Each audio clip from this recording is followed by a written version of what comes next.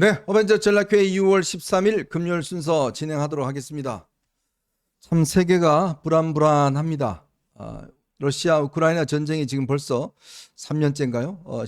계속되고 있고 거기에다가 또 이스라엘과 팔레스타인 여기도 또 계속적으로 지금 진행이 되고 있는 상황에서 어젯밤과 오늘 이스라엘이 이란의 주요한 군과 핵시설들을 수십 곳을 공습을 했습니다.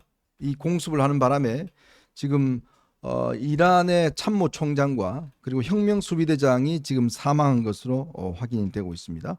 그리고 또 이란의 핵 전문 과학자들 다수가 이번 공습으로 사망했다라는 지금 소식이 들어오고 있습니다.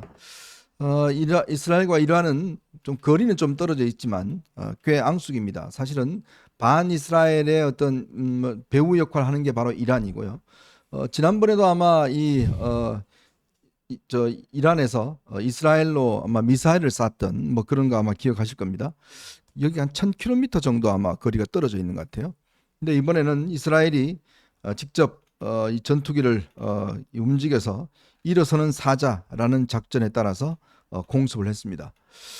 특히 이제 혁명수비대 지금 대장이 아마 사망을 했다고 총사령관이 사망했는데 이란은 군이요 이 이중 체계로 되어 있습니다. 일반 군이 있고 그 위에 혁명수비대가 있어요. 이 혁명수비대는 이란의 아주 최정예 부대로 알려지고 있습니다. 근데 여기에 총사령관이 이제 사망했다는 것 자체가 그래서 지금 이란 쪽에서는 아마 오늘 내일 중으로 이스라엘을 지구상에서 지워버리겠다.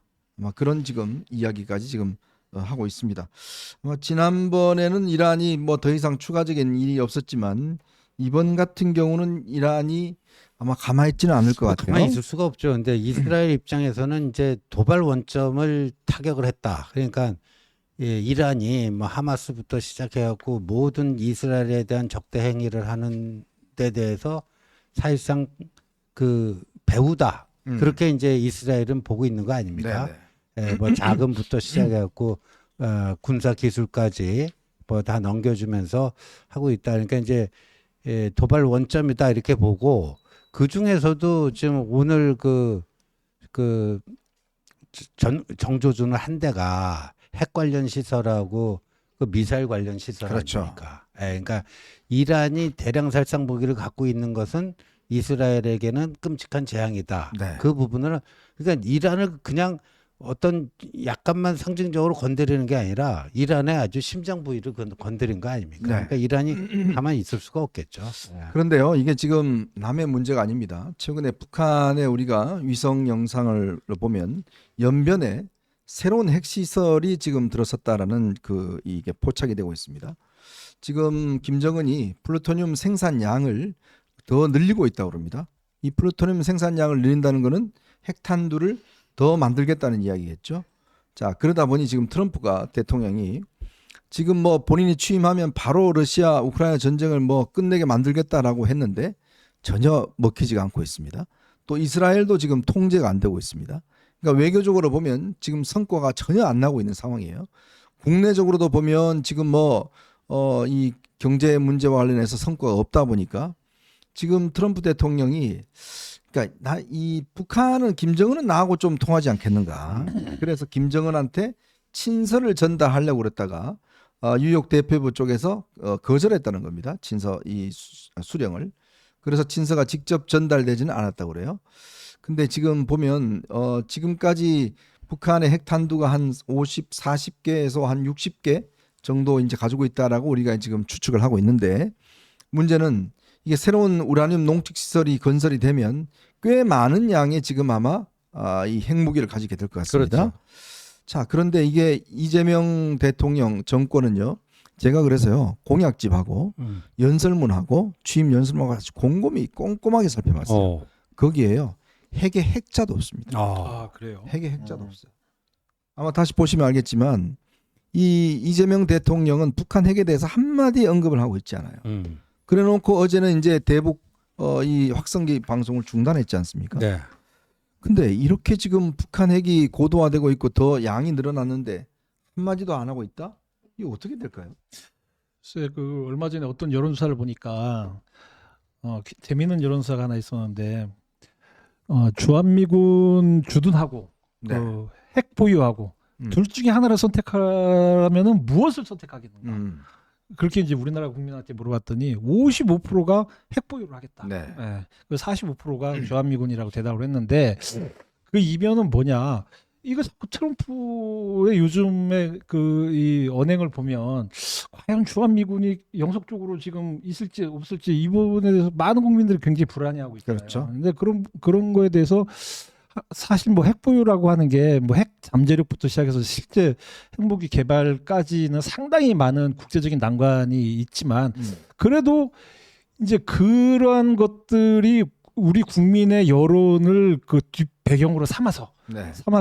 이거는 협상장에 나가야 그래도 우리가 일본처럼 최대한의 핵 잠재력까지는 얻을 수 있지 않냐 네. 그런 생각이 드는데 그 아까 이제 그 트럼프 얘기를 했지만 네. 그 지금 이스라엘 이제 컨트롤이 안 되고 있다. 네. 이게 굉장히 이게 가장 심각한 문제 중에 하나인 것 같아요. 오늘 아침에 저도 이 뉴스를 보면서 왜 그러냐? 바로 어제만 해더라도 그 트럼프가 기자들이 그 이스라엘의 이란 공격 가능성에 대해서 물어보니까 일어날 수는 있지만 임박했다고 보긴 어렵다라고 맞아요. 바로 어제 얘기했어요. 그렇죠. 그랬더니 24시간도 안 지나갖고 이게 공격이 시작됐단 네. 말이죠. 이미 9일 날 계획이 짜여졌죠. 네, 그러니까 그 계획이 짜여진 걸 보고 기자들이 물어본 거거든요. 이게 임박했다라고 보여지는데 어떻습니까?라고 했더니 아니다. 임박한 거는 아니다. 이렇게 그리고 뭐 그 이제 뭐 잘 될 거로 나는 뭐 생각한다. 뭐 이런 식으로 얘기를 했단 말이죠. 네.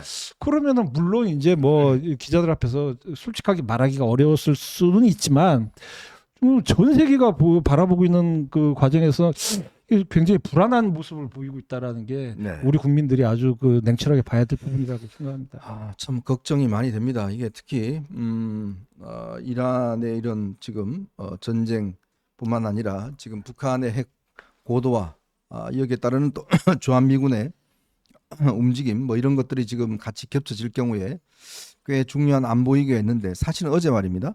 한동훈 전 대표가 이 페이스북을 통해서 이번에 나토 회의를 하지 않습니까?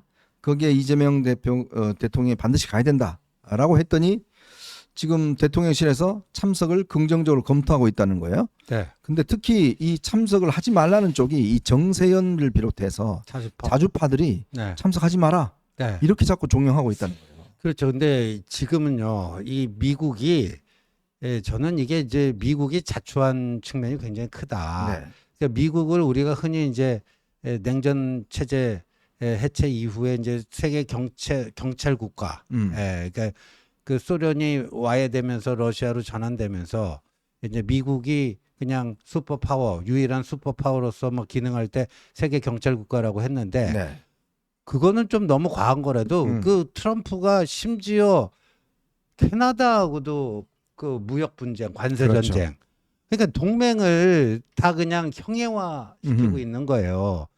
그러면 캐나다 내에서도 반미 그 움직임이 엄청나게 일었잖아요. 그렇죠. 그러니까 나이키는 안 신어요. 나이키 대신 아디다스를 신자. 아, 네? 이게 나이키는 미국제고 그렇죠. 아디다스는 독일제 아니에요. 네, 맞아요. 미국 거는 무조건 신지 말자. 아메리카노도요. 그 이름을 바꿨더라고요. 뭘로요? 카나디아노로. 카나디아노. 카나디아노로 아주 커피 이름을 바꿔버렸어요. 예? 그러니까 근데 미국이나 캐나다나 그냥 제3국 사람들 보면 그 나라가 그 나라 아니야. 같은 영어 쓰고 뿌리도 비슷하고 뭐 그 역사적으로도 뭐 배경이 비슷하고 그런데 카나다조차도 미국에 대해서 그렇게 반감을 가질 정도니까 네. 다른 나라들은 오죽하겠냐고요. 그러니까 미국 얘기 잘 안 들어요. 그거는 트럼프가 자초한 측면이 있고 그러니까 지금 세계는 이미 이제 규범에 입각한 국제 질서라고 하는 게 사실상 무너지고 네. 트럼프의 그런 자국 우선주의가 오히려 그거를 더 심화시키고 있는 거 아니에요. 그러니까 그 유엔 대표부 뉴욕에서 북한이 트럼프가 그 친서 보냈는데 안 받았잖아요. 그렇죠. 좀 무섭게 그게 하는 충격적인 거 거예요. 아니에요? 맞아요. 북한 지들이 뭐라고 미국 대통령이 보낸 친서를 거부를 해요. 그거는 자기들 나름대로 주판화를 튕긴 결과라고 보거든요. 그렇죠. 왜냐하면 내가 지금 푸틴하고 굉장히 가까워져 갖고 푸틴으로부터 상당히 많은 걸 얻고 있는데 괜히 네 친서 받으면은 그렇지. 푸틴하고도 좀 이상해질 수도 있어.